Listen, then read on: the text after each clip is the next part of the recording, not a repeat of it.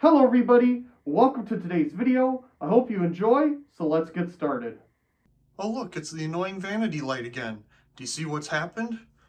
This one doesn't have the white part anymore. It just has the glow, the dim glow part, or whatever, warm glow, that's what it's called. It has the warm glow part.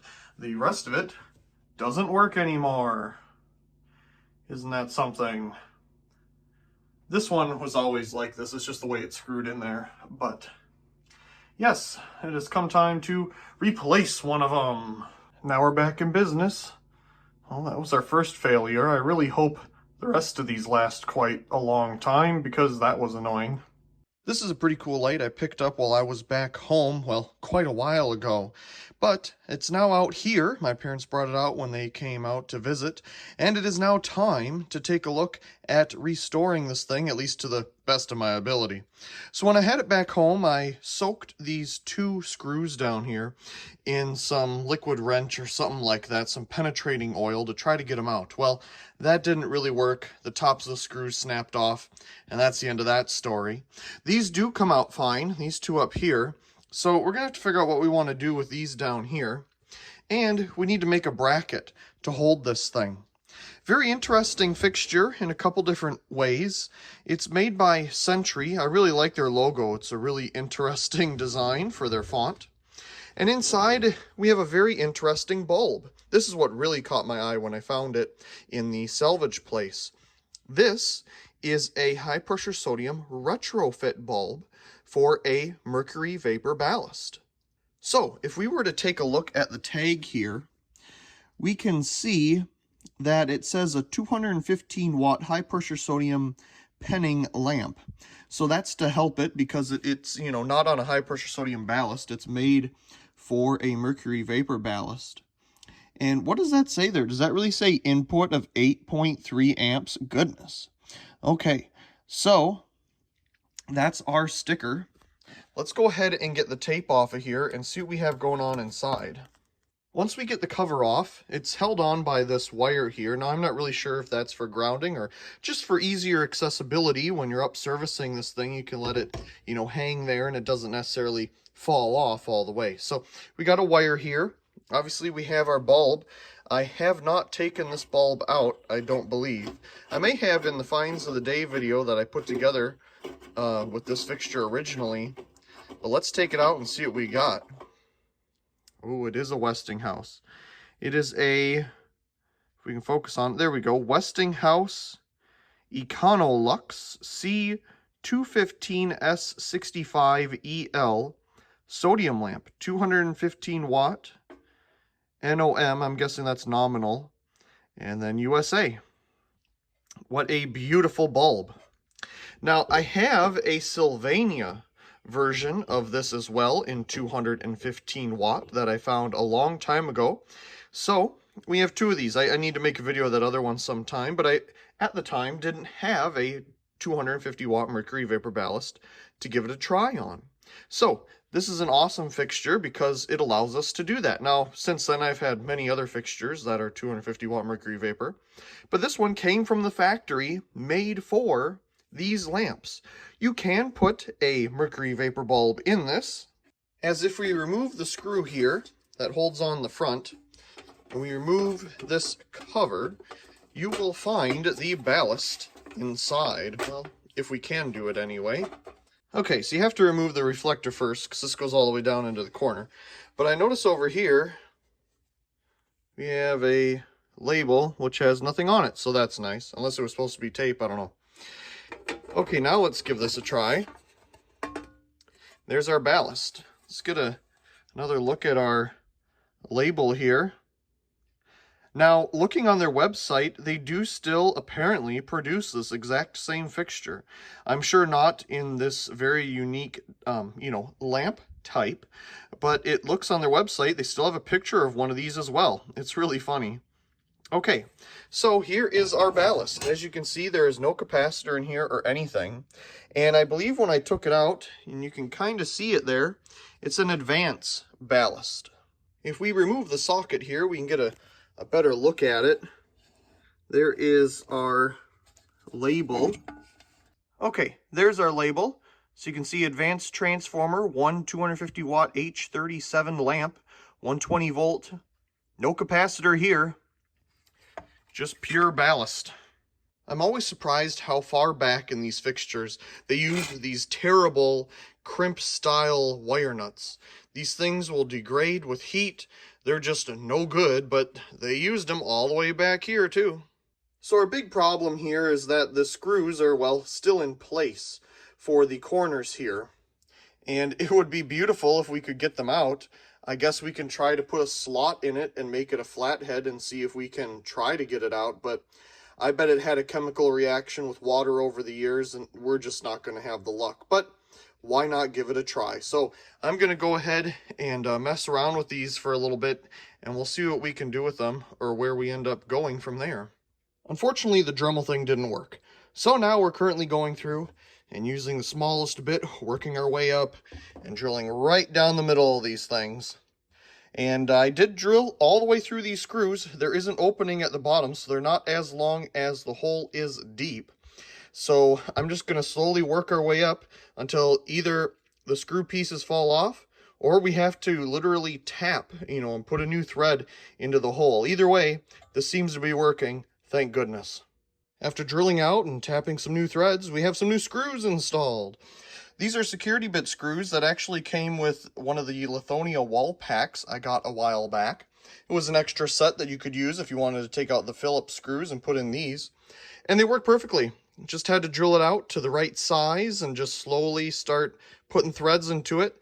And I'm super happy with the result here. Plus, I love Torx screws. They're so much better than these flatheads. Now that we have that done, let's clean up the inside a little bit and we can reinstall our components.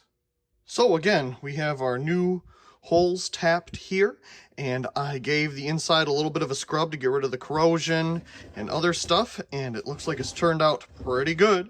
So we're going to go ahead with reassembly here. Now, some things that we still need to do is create a bracket, and you may have seen in previous scenes, I don't know if I did it or not, but I have an idea for that, so we'll see how well that works out once we're all together here. And another thing to note that I didn't note before, but you probably have noticed, is that there is a spot for a capacitor or something over here. We have a little lip to hold it in place so it doesn't slide forward or back or whatever. And you definitely have some type of curved bracket here to hold the capacitor. But this doesn't have a capacitor, which isn't the end of the world. It's just that, well, there is an option for one. So here's my bracket idea. I went to the Home Cheapo and picked up these two 10-inch L brackets. They're galvanized for outdoor use. Now, these I thought I could put together somehow, maybe like so, and it would produce, well, a bracket, which fits perfectly here. Now, my original idea was to put it something like this, and that's about where it sits. I just put some markings on it here, I guess in a different direction. And that's where it needs to be to go directly across here. But I had a bit of a different idea. Obviously, if this is overlapped like this, you have, this one sticking out as far as the thickness of this.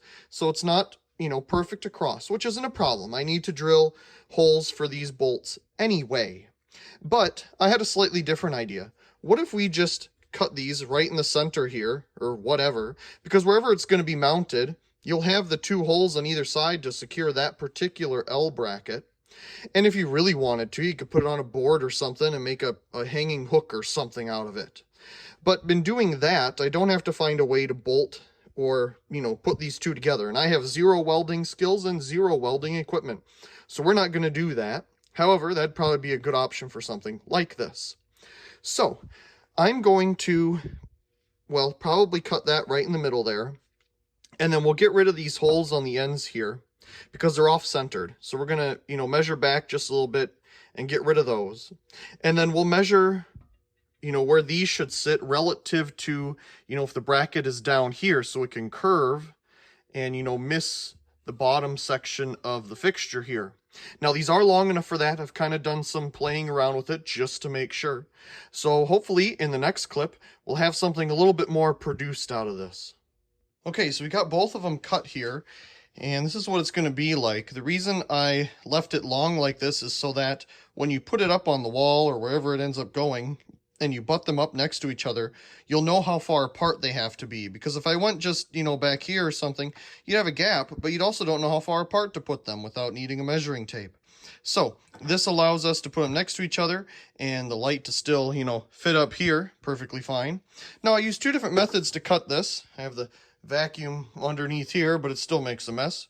The first one I tried was a Dremel, but boy does it get warm, and I don't want to overheat and burn this thing out. So I thought we'd try the jigsaw here, and that works really good too. They're both, they both take a minute. This is some, tough metal for them to get through, but this one seems to work out the best. We just got a pretty medium blade on it. It's not, too fancy, but not, cut really aggressive.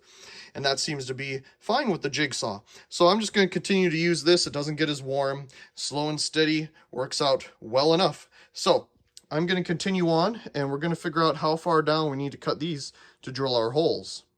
Moving right along, here's our two brackets. Yes, one of them is shorter than the other, but when you put them together, they are just the right length. So it's a little off-centered, I don't really care. That doesn't matter. This does, though. So all the ends have been brushed so they're not sharp or anything, and we're good there. We measured where I want the centers to be for the bolts here. So now we just need to drill out these holes. We're getting pretty close. And here's our bracket all done. Well, brackets. And we have our bolt here. It fits perfectly right through the hole. So now let's put this thing back together. Here's a view at the end of the ballast before we put it back in there. Maybe that's some type of date code. I have no idea. If these crimp-on wire nuts aren't too far gone, I usually take a big set of pliers here and just crush them in the opposite direction, and they usually pop right on off, letting you use the wires again, because I like to make sure I leave the wires from the ballast and everything as long as I can. I don't want to cut them too short, because in the future, if something goes wrong, they have to make it shorter, we'll then eventually end up with nothing. So here we go. Now, the other interesting thing here that I didn't originally notice is that this has two commons coming out of it. The insides are all wired up. Here's our homemade bracket. Had to put some washers on the outside here because the bolts wouldn't go in as far, so I'm sure the original bracket was a little bit thicker. But as you can see here, we're pretty darn close in our measurements and everything, so I'm really happy with that. There's the other side, and it is sturdy. They are individual, but it's whatever. You have them screwed to whatever you have them screwed to. You got two mounts on either one, that'll be fine. So there is our completed fixture. We got the bracket made, we got it all cleaned up, wired up, and it's ready to be turned on and have a video made of it. So I'm looking forward to doing that because I'm looking forward to turning this thing on. Let's give ourselves a little bit of a sneak peek here because I am just way too excited. I can't wait for the main video. Now this is going to be absolutely beautiful when this turns on. Here we go. It's red right at the start. That is so cool. And then we get our mercury vapor color, because there is a little bit of neon in there to help it start. We have our mercury vapor inside to help it start. And there is a bimetallic switch here that you might be able to see in the middle of the screen. And that helps ignite the arc with this little coiled wire around the arc tube there. And as this warms up, it'll turn high pressure sodium. Beautiful mercury vapor color right now. Not really sure what happened, but it turned off on us. The only thing I can think of is that maybe the high pressure sodium, or the sodium inside of the arc tube, has just leaked out over time. But usually you'd notice that. I'm not really sure. I already turned it off just to be safe about it. So let's let it cool down here and we'll give it another go. Again, if this unfortunately doesn't work, we can always put a 250 watt mercury vapor bulb in there. We also have some cool other brand bulbs we can put in this that do the same thing as this Westinghouse one. So there's a lot of possibilities here still. We'll give this thing a rest. It doesn't seem to want to turn on right now. So let's move on to something equally as cool. Well, this is even cooler, let's be honest about it. It's such a rare bulb. But this is also kind of rare. It's a clear bander, Sylvania GTE, 250 watt, mercury vapor. So, oh look, it's even one of those girder frame models. Okay, it looks pretty clear in there. It doesn't have much use on it, if any. So let's put that in here because the Ballast does specify a 250 watt mercury vapor bulb. Let's give this a go. Okay, here we go. Let's try this one. Yep, mercury vapor works fine, so it's definitely not the Ballast. Beautiful pink start up here. Love that. Boy, that got up to brightness super fast. Now you get the fun part of hearing the girder frame warm up because it makes a ticking noise. Well, of course I don't do it now, but anyway, there's the arc tube. How beautiful is that? Certainly lights everything up nicely.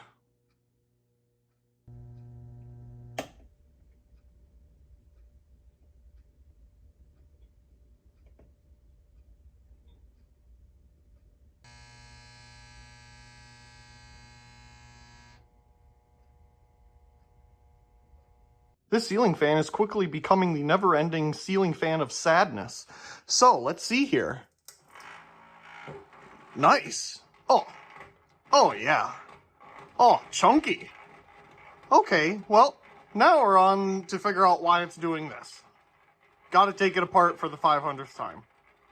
Of course, it's disassembled again. So here's the gear that I created and put in there.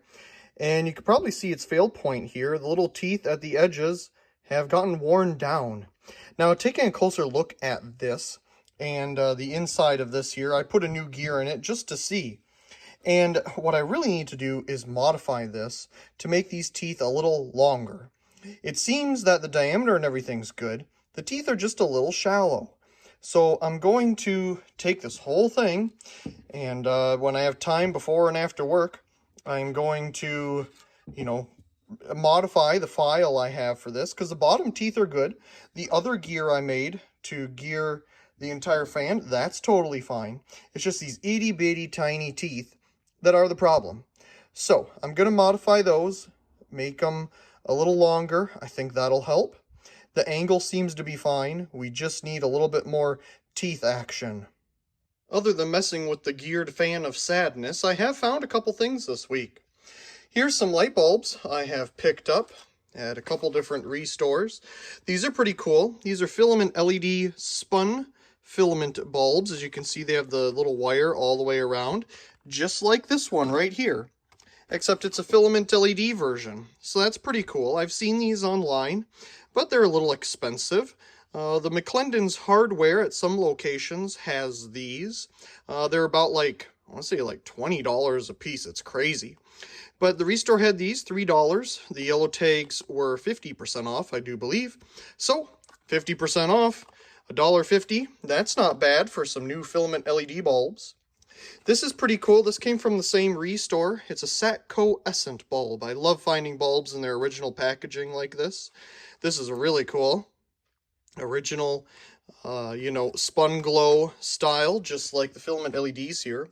And then this came from a different Restore. This is a Sylvania Decor Light 40 watt bulb. It's just a clear one, super simple. Love the zigzag filament, but I wanted to pick it up because I love the packaging. Love this old packaging. It was 50 cents. This is purple. The purple tags are 50% off, so I think I got this for a quarter or something. And there's our Sylvania bulb. It originally was 59 cents back in the day. There's our ordering information there on the bottom. So there's the bulbs I've picked up. And over here, I picked this up today.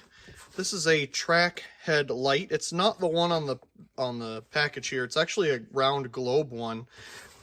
It was $5, but the green tags were 75% off. So I had to pick it up for the $1.25, and this is what we got. It is used, but I'm thinking I can use it on the track out here, and I love older track heads like this. And it's just a complete globe. It's not in that bad a shape, it's just a little dirty. Takes an R30 bulb, but you can put whatever in it, so hopefully it works on the track out here. That'd be kind of neat. It has some old instructions in there. And then I picked these up at a different Restore, the same one I got the spun filament bulbs.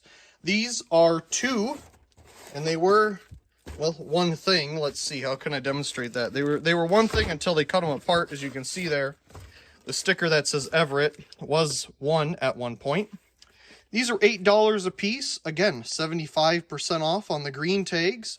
So what is that, like $2 a piece? Not bad. These are dual F30 T12 or T8 rapid start fixtures. Brand new in package. Awesome. The interesting thing with these is I took them out, or the one that was open anyway, just to make sure that everything was in there. Because I'm always worried if the ends are open like this, did they take anything out of the, the package? But everything's in there. The ballasts, though, is the unique part. The ballasts are specifically for F30 dual lamp fixtures. I'm sure they're the same thing as an F40. Usually an F40 dual lamp ballast is the same as an F30 dual lamp ballast, but I guess not in this specification. And then here is a Lithonia fixture. Again, green tag, so I got this for $2.50. It's electronically ballasted. This must have been the company that donated it to the restore. But again, everything's in there. Unfortunately, this one is electronically ballasted. You can't see it in there, but it's got a F32 T8 electronic ballast in it. It does have a little bit of weight compared to the other electronic ones that I found, so it must be a relatively earlier one. I want to say it was a universal ballast. I could be wrong. So, some fluorescent fixtures, the little globe head here, some pretty cool finds recently. I stand corrected at whatever ballast I said was in this thing. This one's a Magnatech, and there is all of our specifications for it. It does a little bit of different T8 bulbs, as you can see there.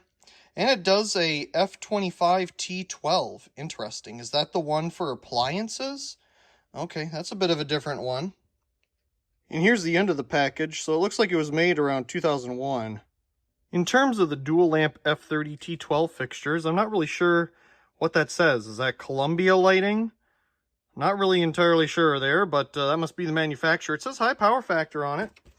And here is one of the fixtures. Now, the interesting thing here is some of the manufacturing designs, like the holes on the side here to put conduit on are halfway popped out. And they're also dented in like that. They're like that on both ends. In fact, all the ones that you could potentially pop out are like that. Except for the top here, I guess. Here's where the ballast sits. And for whatever reason, it's a little bit rusty. So what an interesting brand. Let me turn the camera around here. There's the UL label. I don't even think it has a actual fixture manufacturer name on it. But it's very much like American fluorescent in the way that you have to squeeze the sides to get the cover off. It's a squeezed on cover. And it looks like I'm wrong again. We have another Magnatech in here. I guess it does say universal. That probably is where I saw it. Anyway, we have another Magnatech here, and as you can see, it says 2 F30 T12 lamps. What does that mean? Indicates CBM certification. Okay, whatever. How come I can't use this with F40 T12 lamps? Like, I'm sure it's probably the same thing inside. Maybe it's not, but I don't know. I've never seen one that's dedicated only to F30 style lamps. Here's our end pieces, and our end caps and whatnot are here, and our lamp holders. They look a little older in design. I wonder if there's a date on this. I don't really see anything on the top of the ballast here, unless somebody sees something. Maybe it's on the bottom. And here's the bottom of the ballast. It looks like we just have an A and a 00. Would a good guess be made in 2000? Okay, so the gear on the far left is the one that I made originally, the very first one that I put inside of the motor here. And, well, as you can see, its teeth got a little rounded over. So in the second one here, the one that is right here, that one is the same thing as our first one. It's just not used. I put it in there just to see how it would fit. Okay, then we had version number 2 here, this one. And that one I decided to make the teeth a little bit deeper. As you can see, the teeth are a little bit more defined than the other two on the left. And then finally, the one on the far right here is our version 3. And the main difference that you can see there is that it is thicker in the angled groove department. And that is good because more surface area you can get for the little spindle thing there, the better naturally. So I measured as much more as I could give it without interfering with the black gear here, because there is a space there and you have to, you know, make space for that too. So I also modified the inner hole because it was a little too small before, and I made it just the right size to fit over it that I don't have to drill it out. And I tested this one. It works really well in its enclosure here. So this is the one, the version 3, that I'm going to put in our gearbox here. And let's put the fan back together and see how well it runs now. Okay, we got the new gear in there and it's all put back together for the 1,000,000th time. Let's go ahead and turn it on.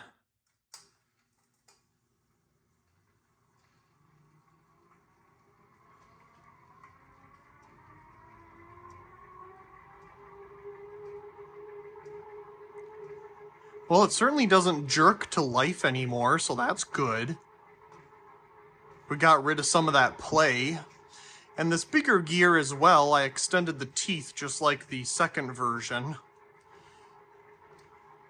So that kind of fits better into the spiral gear that comes out of the motor. It still makes that bumping noise, but I really do think that's just because it's made lopsided. Well, let's see how long this one lasts. Hopefully quite a while. It's time to get our broken rapid start shop light down again and see if we can fix this thing. I'm sure we'll just have to replace the ballast and we'll be up and working again. So as you may remember with this fixture, you get bulbs in it, it just does nothing. The ends just glow, and that's it. You get a little bit of an arc spark every once in a while, and that's about it. So let's open this thing up, get a new ballast in it, and get it back up in its home. Well, here's the funny thing. The ballast that I'm going to put in it is the exact same thing. Here's the stamp on the back of the original ballast. And here's the stamp on the back of the new one that we're putting in. Well, that was pretty easy. Just poke out the old wires with a little paper clip here. It always works. And we got the new ballast in place, all wired up. So let's get it back into its home. Okay, let's see what we get. Okay, I'm going to guess the switch is off. So let's see. Oh, there we go. So much better. It actually works. And now it's up with its other two friends. It originally was over there. That's where it burned out when I was doing the electrical work. It just stopped working. So this fixture was originally here, and this one was over there, but now it's had a ballast transplant. And it's back in its home here, which is great because it's right above where I work on the car. So it's nice to have light back here again. Haven't really given much attention to the little under cabinet light display thing here with all the different fluorescents on it, but I want to do a little bit of a modification to this display. When I originally put this up and speaking with my father about it, he suggested getting some hinges and make it a hinged item so that you can get to the back of it, and it's just, well, easier. That sounds like a great idea, and I'm finally getting around to it. So I picked up these hinges here. I'm going to get this thing down. I'm going to install the hinges on probably this side because it's easier to get to with the fixtures being kind of close to the edge on this side, but we'll have to see.